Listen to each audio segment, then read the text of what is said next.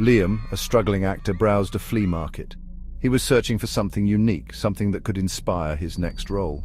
The market was a labyrinth of old trinkets and forgotten treasures, each stall telling its own story. He stumbled upon a wooden mask. It was unlike anything he had ever seen before, with intricate carvings and a haunting expression that seemed to follow him.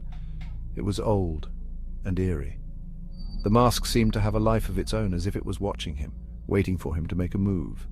The vendor warned him. "Don't buy that," she whispered. "It's cursed." Liam laughed it off, thinking it was just a sales tactic to make the mask seem more mysterious. He bought the mask, intrigued by its strange aura. He couldn't shake the feeling that it was calling to him, that it had chosen him for some unknown reason. That night Liam held the mask. He examined it closely, running his fingers over the smooth wood and the intricate carvings. The mask seemed to pulse with a strange energy. It felt cold against his skin. He put it on, feeling a strange compulsion to do so, as if the mask was guiding his actions.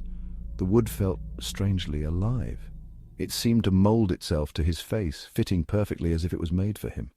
A shiver ran down his spine.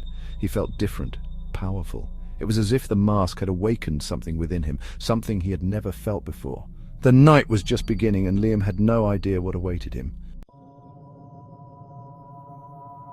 Liam wore the mask to his next audition. The words flowed effortlessly. His movements were fluid, captivating. He got the part. It was his big break. But something was changing. At night, Liam was haunted by vivid dreams.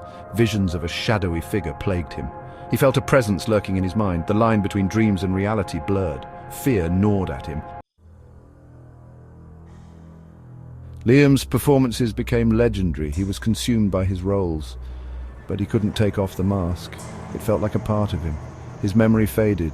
His behavior grew erratic. He was losing himself. The mask tightened its grip on his mind. He was a prisoner in his own body. Section 4. The Vanished Actor. In the heart of the bustling vintage market, Liam stumbled upon an old newspaper stand. The air was thick with the scent of aged paper and ink, a nostalgic reminder of times long past. Among the yellowed pages, he discovered an old newspaper clipping. It showed a haunting image of a mask, its hollow eyes staring back at him. The mask seemed almost alive, as if it held secrets of its own. The caption read, "Actor vanishes from stage, leaving behind only a mask." The headline sent chills down Liam's spine. Who was this actor, and why did he disappear so mysteriously?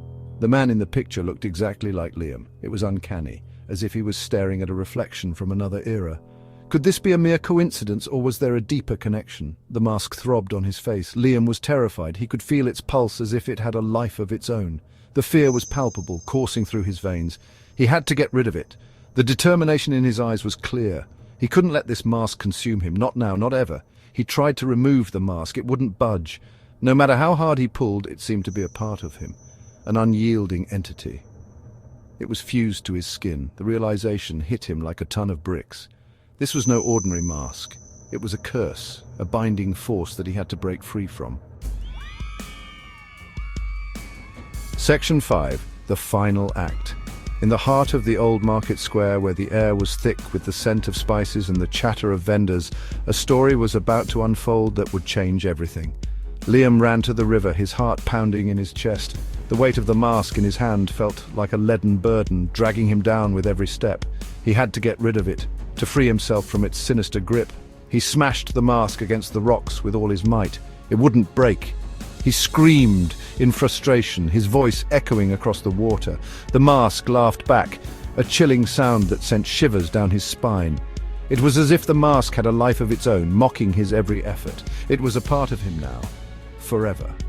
No matter how hard he tried, he couldn't escape its grasp.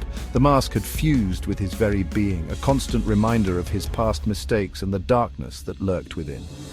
Years later, the vendor saw a familiar mask at her stall. She'd seen many masks in her time, but this one was different. It seemed to pulse with a dark energy, drawing her in with its eerie allure. It was the same wooden mask. The intricate carvings and the haunting eyes were unmistakable. She remembered the stories, the whispers of a cursed mask that brought misfortune to all who possessed it. But now it bore Liam's terrified face, frozen in a silent scream. The vendor shuddered, a chill running down her spine. She couldn't believe her eyes. The mask seemed to be alive, its expression a testament to the torment it had caused. Some curses, she realized, never truly die. They linger, haunting those who dare to defy them. The mask was a symbol of that eternal struggle, a reminder that some battles are never truly won,